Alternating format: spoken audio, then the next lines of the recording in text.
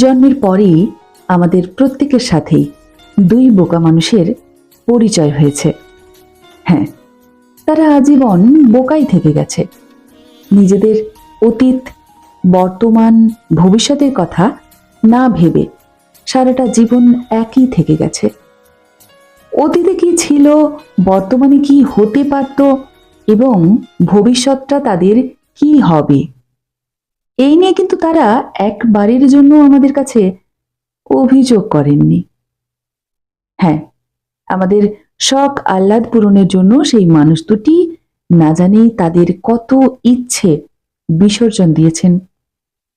আমার খুব মনে পড়ে, পুজোর সময় আমাদের অনেকগুলো জামা কাপড় কিনে দেওয়ার পর পুজোর ঠিক একদিন আগে কিংবা পুজোর দিন একটা জামা, একটা কাপড়ে, একটা শাড়িতেই নিজেদের তুষ্ট করেছেন।